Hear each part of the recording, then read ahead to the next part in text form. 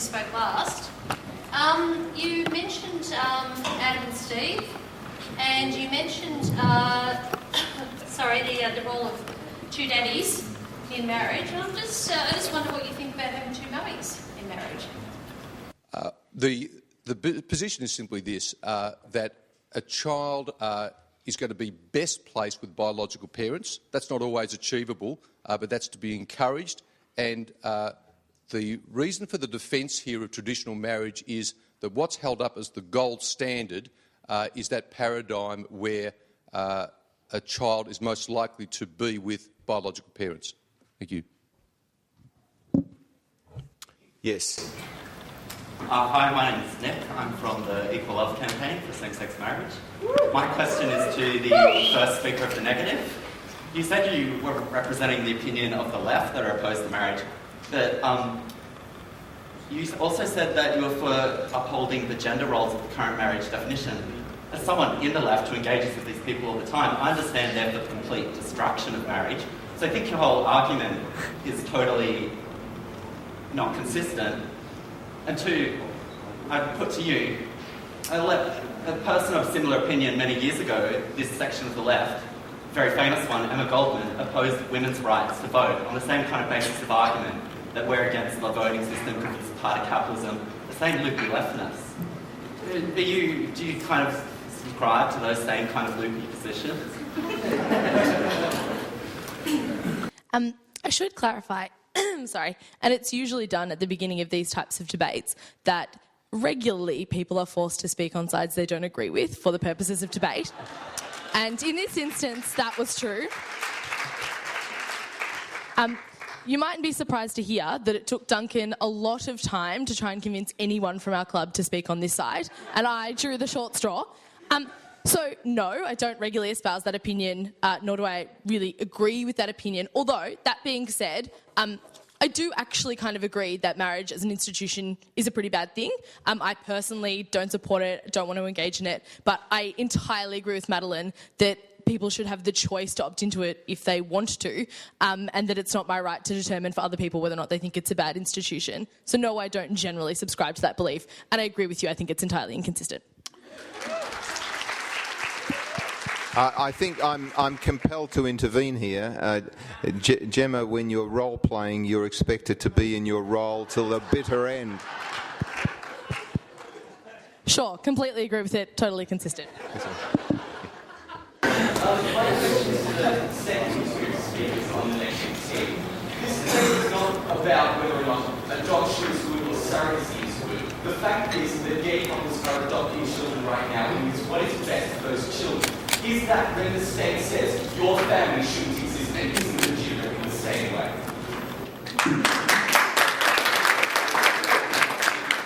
Well, thanks for the question. The issue here, I guess, is whether we can remove gender from the law. And that's what we're doing with this proposal. We're removing gender from the marriage law. And in terms of the Bant-Wilkie bill, from any other piece of legislation that may need to be made consistent with that legislation. That removes mothers and fathers from the law. It removes bridegrooms and brides from the law. And so it flies in the face of the biological reality that a woman who gives birth to the child is the mother of the child and has a unique place in the life of that child. And that's what we're trying to protect, and that's what the marriage definition tries to protect. What happens in terms of civil unions and so on is a different question altogether. But there is a paradigm here of what marriage is that is based upon a biological reality, is based on gender difference and recognising that there are different gender roles when it comes to motherhood and fatherhood that are biologically determined and do need to be protected and recognised in the law. It flies in the face of the reality of human existence to say that marriage is not about a man and a woman and their capacity to have children. When children come into existence, in a same-sex relationship, they have always come from someone outside that relationship. And that relationship is protected in the law, as is the relationship between that child and substitute parents. So I'm not denying that those things should be protected. But it's not marriage that can protect that. And if we remove marriage, we remove a substantial protection from all those other relationships that depend upon the biological relationship. I'll only accept the next question if it's directed to this mob. Yes. I'm from RMIC, and we've so far resisted the urge to wear those bottoms. My question is directed, I congratulate the debaters in such a serious debate. My question is directed to the second speaker for the meeting. The last speaker, the last speaker for the meeting expressed concern about temporary parenting for children. As someone who's actually studied the issue and studied in depth, would you like to speak? Definitely. There's a lot I'd like to respond to in the third speaker. One of them is the comment about parents not being able to withdraw their children from a class where the book was The King and the King. And I'd ask them to think about what their position would have been if the book had been about a white woman and a black man marrying. The issue is the same. Whether you are discriminating against someone on the basis of race or disability or sexual orientation, it is still discrimination and it should be prohibited. And we have laws prohibiting that. So I entirely agree with the courts in America that held that they couldn't just pull their child out of a class because they didn't agree with equality and anti-discrimination. The studies in America are not just about parents with young children. The longitudinal studies that have been conducted in America are over decades. And the quote I read you from the ABC Online drum piece were adults who were in their 20s and 30s and raised by same-sex parents. All the literature, no, sorry, not all the literature, the majority of the literature that hasn't been funded by right-wing religious groups, all says these children are fine. On every level that you measure well-being, intellectual, physical, emotional, these children have done exceptionally well. And in fact, they show a greater degree of empathy for other people and for society in general.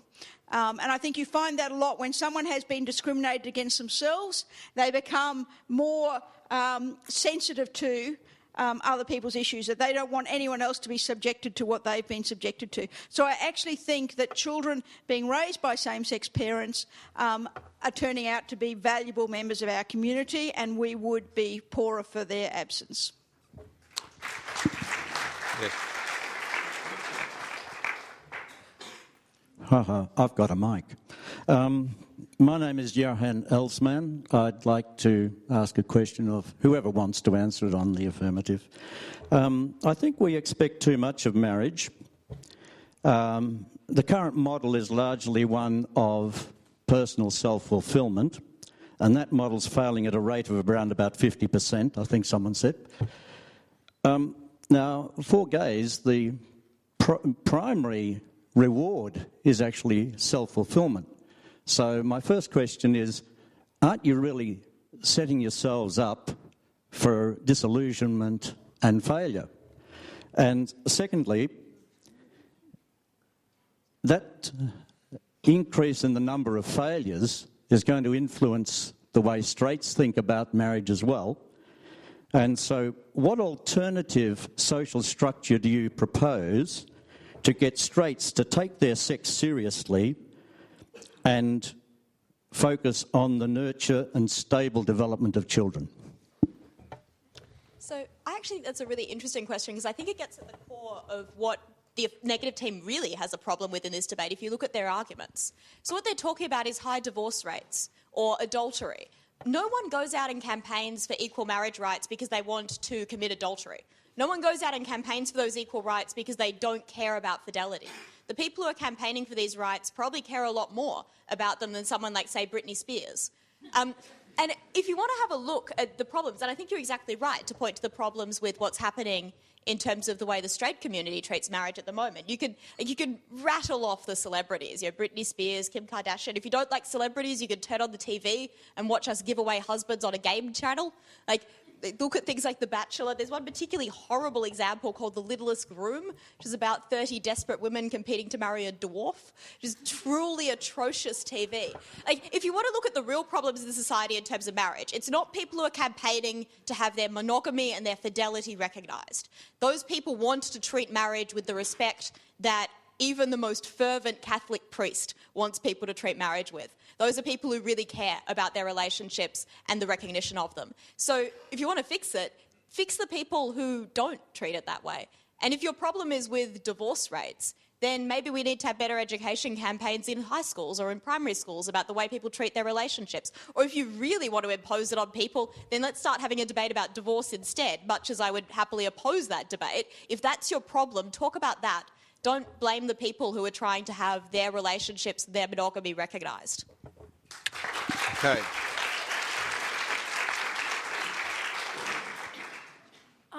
Sorry. My name's Jenny Tozer-Jones.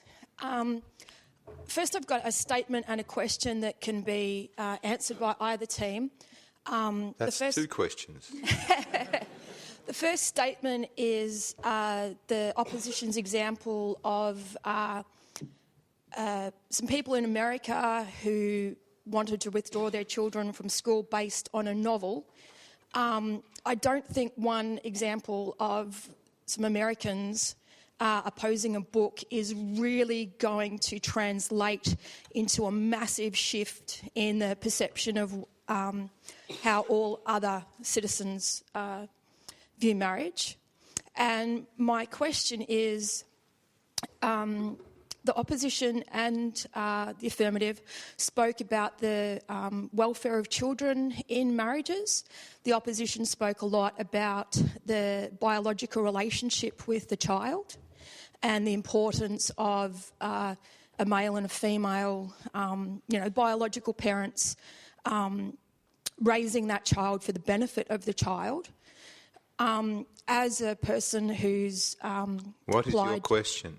My question is that if legally the government can say these parents are incapable of looking after their child, whether it be through neglect or abuse, and they are the biological parents of the child, and they then take that child out of that family situation and give them to a same-sex couple, which legally government can do, we all know, because they feel that a same-sex couple would have the interests of the child and be able to look after that child better.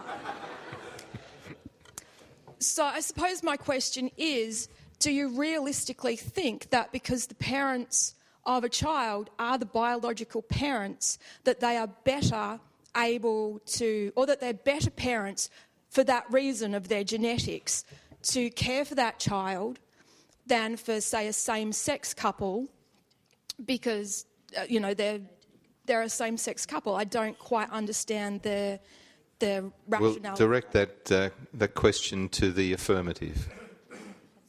The negative.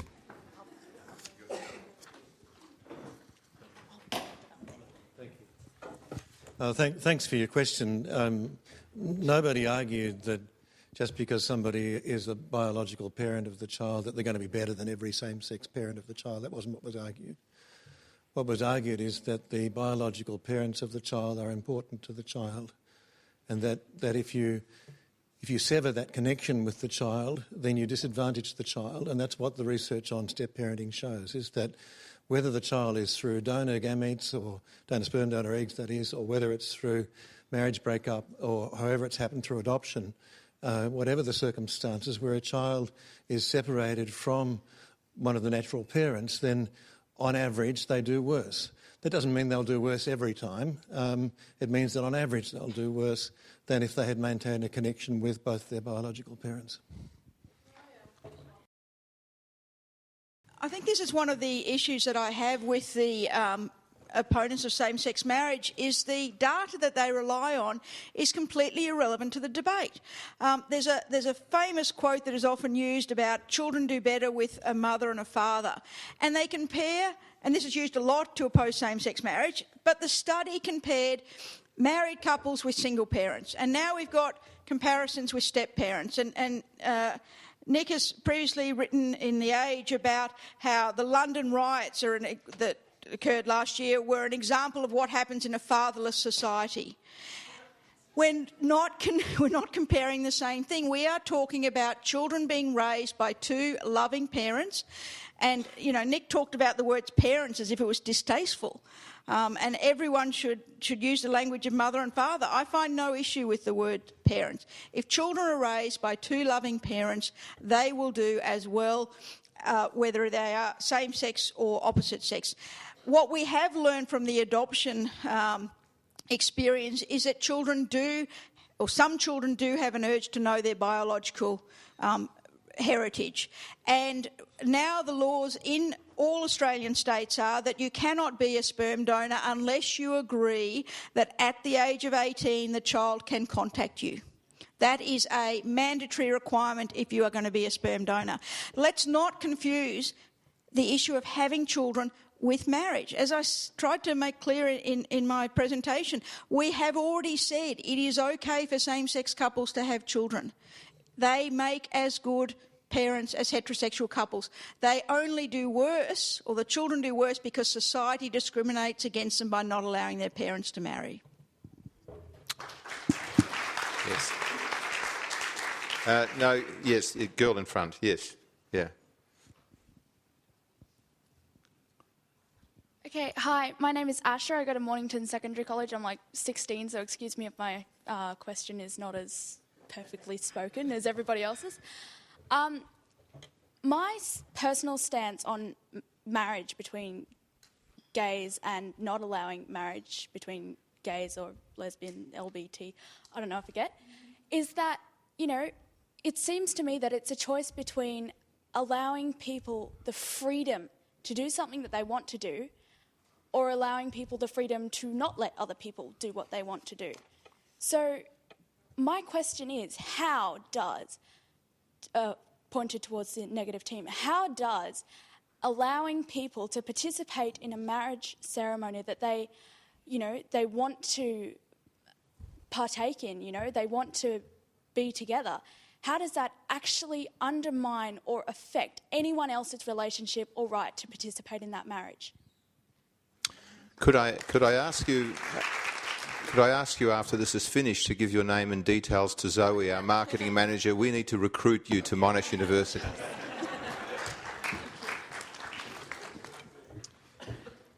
The way, actually, that it affects the marriage of a couple that are already married is that if they wish to hold the view that a child is better in a biological setting, they will be spoken against or termed as bigots. And it does matter where the child is, and the child, in my submission to you, Asher, should be, if possible, with biological parents. Now, in every case in a same-sex marriage household where there are children, that child will necessarily be severed from one parent. Now, you could say this doesn't matter, but Elton John said it did. Elton John said the other day that his son Zachary will be heartbroken when he finds out that he doesn't have a mother. Yes, you can have that. Sorry, just if this was just a question about individuals and just a question about romance, then you'd be exactly right. Why should we restrict people's freedom? But marriage isn't just about romance, and it's not just about individuals and their relationships. It's about the possibility that their relationship can produce children. And if their relationship can produce children, then the law has got an interest in it. The law would have no interest in marriage whatsoever if it weren't for the fact that marriages can produce children. Yes, you're allowed a very quick response. We've got a question at the back. There's kind of two arguments they make here, right? One of them is that it will actually undermine the value of that individual's marriage. And I'm going to question right here and now how many straight individuals would respond to the legalisation of same-sex marriage by declaring that they were going to get married and pop out 2.5 kids in the suburbs, but they're now going to start having gay sex in leather bars. Like, that doesn't happen, right? Just not going to happen. The other option that they run, though, is that they say it's going to make them feel really uncomfortable talking about their view of what children should be in relationships. I don't want to point to a kind of counterexample about this and talk about racial discrimination in the 1960s in the US, when Brown v. Board of Education decided that they were going to bus children into schools to break apart that desegregation. People protested in the streets against the idea that their children would have to be forced to associate with individuals of a different racial background. I don't know that it's any more legitimate for them to protest against the idea that the society might give relatively equal recognition to a relationship that they don't particularly like. Question at the back. My name's Patrick Thompson. My question is for the second negative. In your speech, you focused quite heavily on your idea that marriage was primarily for the purpose of raising children. If you believe that this is the first and foremost purpose of marriage, could you explain why it is, as the second affirmative mentioned, not found anywhere within the Marriage Act?